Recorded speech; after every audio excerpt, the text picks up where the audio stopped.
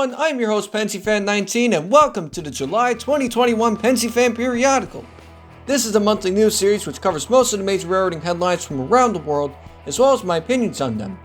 We have a lot of articles to go over today, so with that in mind, let's get rolling.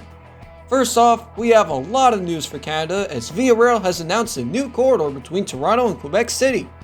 As part of an effort to increase service frequencies and top speeds, Via Rail is to construct a new dedicated right-of-way above their existing corridor between Toronto and Ottawa, as well as Montreal and Quebec City. And by construct, I mean restore a former Canadian Pacific mainline through Peterborough and Trois-Rivières, thus restoring passenger service along the former CP trackage for the first time in decades.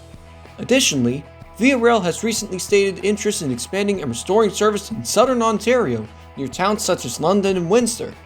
Even GO Transit seems to be following this trend as the test train to London, Ontario was spotted on July 31st, possibly hinting at commuter rail extensions for the commuter railroad. Considering that Via Rail is viewing parallel rail lines as opportunities to increase service and speeds instead of duplicates or unnecessary, this could hopefully be the start of a new and beneficial trend of reusing underutilized, freight-only, or abandoned routes for passenger service. A vision which could result in the restoration of numerous Class 1 main lines and secondaries in the US as well. Speaking of Canada, Calgary and Edmonton have approved funding for their respective LRT expansions, along with modernizing the Chutes Railway. The LaGuardia Air Train has been approved for construction. The existing right-of-way has been selected for proposed Atlanta to Charlotte high-speed service.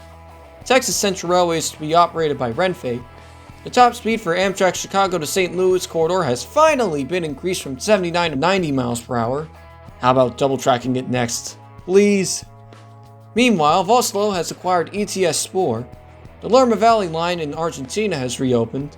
A petition has been offered for Heinz to sell an equal amount of hot dogs and buns.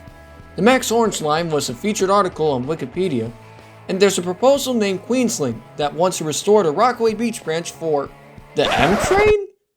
I mean, I would understand extending the N train or maybe even restoring the H, but the M?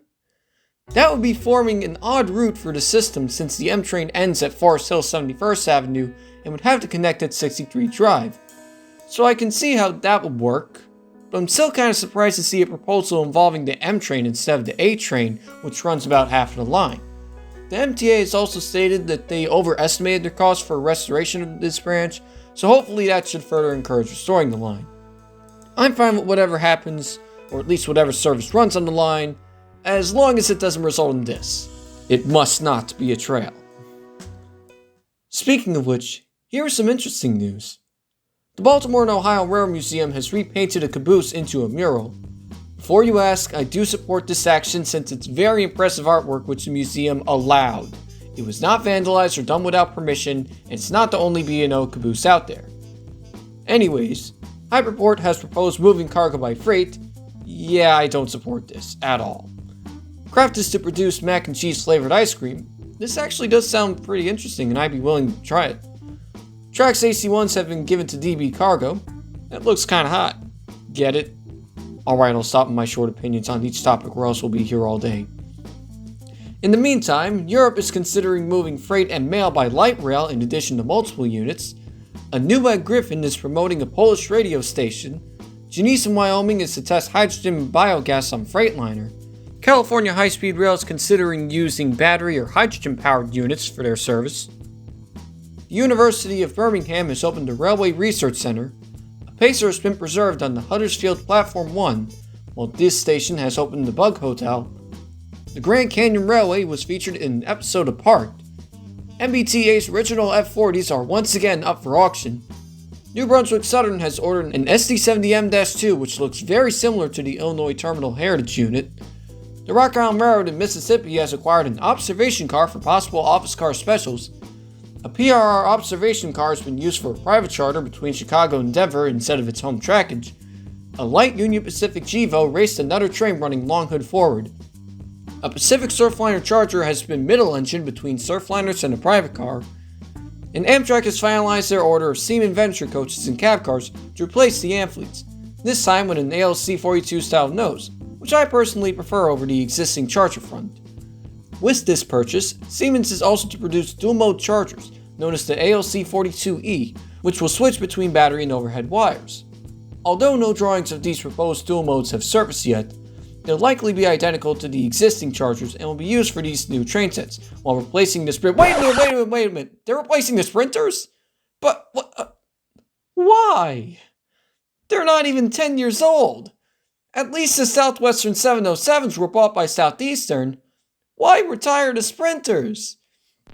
Now, from what I heard, the person who wrote the original article claiming that the ACS-64 would be replaced got information from an Amtrak PR representative, but many people are doubting these claims.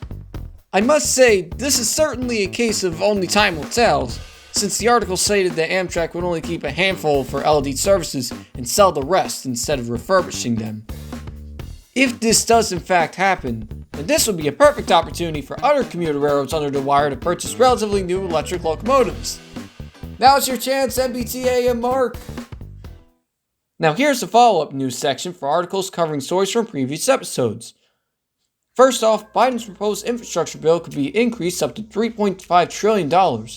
Kansas City Southern is to vote on its merger with CN on August 19th, which may be hindered by Biden promoting increased rail competition. The STB has now approved the second proposal by CSX to acquire Pan Am Railways. SmartTrain has now started freight service, thus being the first U.S. railroad to pull both passenger and freight since the LIRR in the 90s. Eversholt Rail Class 321s have entered service along with CD bi-level coaches. KD Newags have started testing along with the CRRC Bison. The CRRC MacLeod has finished testing with a top speed of 373 miles per hour, which is still 2 miles per hour slower than the Shinkansen LO series. FlyToJet's CAF fleet has been taken out of service due to a crack in the chassis. Bayern is to test a Muro HMU, while the battery diesel hybrid Flex has started testing on Chiltern Railways. Rail Charter has revealed their Intercity 125s, while Opera Rail in Estonia has launched an LNG-7. The Tampa Bay Lightning have once again won the Stanley Cup. Amtrak Great Dome Car Ocean View has entered service on the Western Maryland Scenic. Amtrak's Day 1 Heritage Unit, the only LC42 Heritage Unit, has entered service of long-distance routes. And Amtrak has advanced plans for the Front Range Corridor and service between New York to Scranton. Also, after looking at this map closely, I noticed a small blue line which follows Metro North's trackage between Yonkers and New York, possibly hinting at a return of Amtrak service to Grand Central. Furthermore, Amtrak's Corridor Clipper inspection car was borrowed by the LIRR on July 7th for possible Amtrak service to Montauk, a town which was noticed by Amtrak but not included on their Connect Us map. This test train was the first instance actual Amtrak equipment set wheel on Long Island, or at least past Queens, and was also a rare instance of a doubleheader on the westbound run. The most obvious service I can see from this could be Montauk or Ronkonkoma to Albany, since that would only require a conversion from third rail to electric, something which the P32s and the Charger variants already have, but other possibilities could include Ronkonkoma or Montauk to Philadelphia, DC, or in this case Scranton. But these would either require a tri-mode locomotive for diesel, third rail, and overhead wires, or it would mean adding overhead wires to Jamaica or reinstalling the third rail to Newark.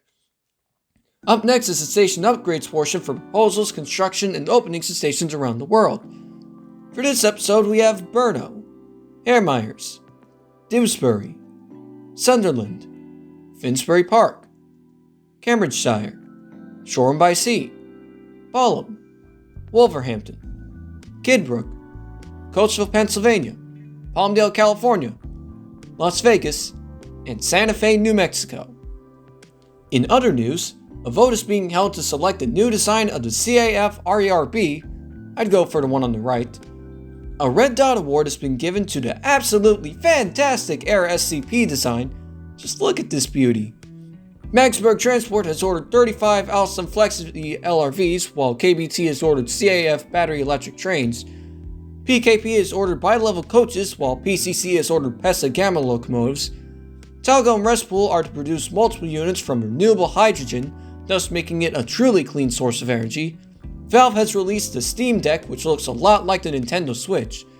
TMH has released the Evolga 3.0. Hyundai Rotem is to supply EMUs and locomotives to Tanzania. VR has received sleepers and car-carrying cars for their night trains, while ICNGs have been delayed. TFW Class 231s have started testing. NKP 757 and 765 are to meet up at Bellevue, Ohio. and Santa Fe 2926 has moved under its own steam for the first time in almost 70 years. And happy 40th anniversary to the San Diego MTS Light Rail. After all that, it is now time for this month's Meme of the Month. This month's Meme of the Month is Thomas-based rail fans. And now, after much consideration, the top story of the July 2021 Pensyfan Periodical is Elliston is to start construction for Prairie Link. How could this not be the top story of the periodical? A private high-speed company planning on operating high-speed service between an underutilized corridor with great potential. As one of the hardest choices to make after one of the most eventful months in railroading news, I decided to give the coveted title of top story to a major step for a relatively unknown private passenger rail proposal. Elliston, a construction company based in Ontario, has offered to construct new infrastructure and possibly a new right-of-way for Prairie Link, a passenger rail proposal between Calgary and Edmonton, which last saw service in 1985. This company has stated interest in new train sets which can be powered by renewable sources, such as battery or hydrogen, and it's even stated that they would likely use sets similar to the existing SCBs on Brightline. Now, one of the largest hurdles which this project faces is determining and constructing a new right-of-way along the route due to CP's track speeds being relatively low, but support from investors and construction companies like Elliston can help this project move forward. I, for one, absolutely support this project since it's pretty much Canada's first Brightline. That is, the first privately operated passenger service proposed in decades running on an underutilized corridor. Considering that this month has big news for Canada, I can't wait to see what comes next for this new project and to possibly see other private roads like it propose new service throughout North America. Thank you everyone for watching this month's episode of Pensyfan Periodical. There have been a lot of rail news headlines for the month, and it will be very interesting to see what the future has in store for all of these articles. If you haven't done so already, please ask up to 5 questions for the channel's second Q&A video coming soon. Thank you again for watching, and if you enjoyed this video, don't forget to like and subscribe for more. Have a good day.